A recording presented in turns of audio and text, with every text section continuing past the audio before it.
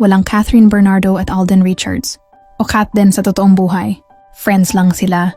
Paglilinaw ni Ogie Diaz, kamakailan, ibinahagi ng veteranong showbiz reporter na si Ogie Diaz na itinigil na umano ni Alden Richards ang kanyang panliligaw kay Catherine Bernardo.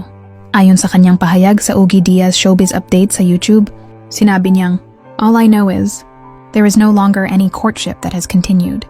They are just like friends." Matatandaang noong Nobyembre 2024, inamin ni Alden sa programang Fast Talk with Boy Abunda na malalim ang kanilang relasyon ni Catherine. Aniya, nakakapunta po ako sa bahay nila Catherine. I should say really deep. Dahil dito, maraming fans ang umaasa na maaaring may namumuong espesyal na relasyon sa pagitan nilang dalawa, lalo na matapos ang kanilang matagumpay na tambalan sa pelikulang Hello, Love, Goodbye at Hello, Love Again.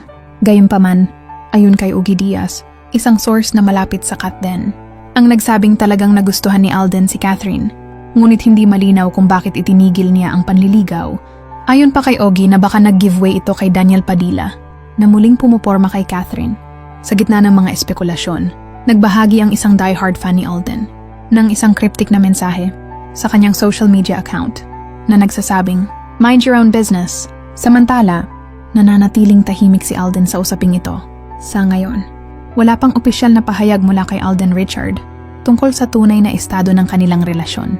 Patuloy na umaasa ang kanilang mga tagahanga na magkakaroon ng linaw sa isyung ito sa mga susunod na araw.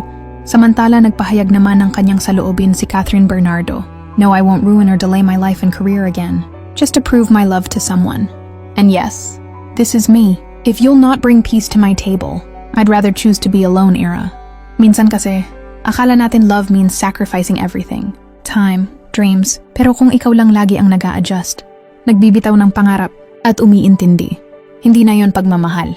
Pagod na akong ipaglaban ang taong hindi naman ako kayang ipaglaban pabalik. Gusto ko na lang ng tahimik na buhay, yung walang sakit ng ulo, walang hila pababa, walang laging away. Kasi sa totoo lang, ang sarap mabuhay kapag alam mong wala kang kailangang habulin o patunayan. Samantala, dagdag pa sa pahayag ni Ogie Diaz, "Naku, mukhang may matinding hugot si Catherine. Ano kaya ang ibig sabihin nito? May kinalaman kaya ito sa issue nila ni Alden? O baka naman ibang tao ang pinaparinggan niya?"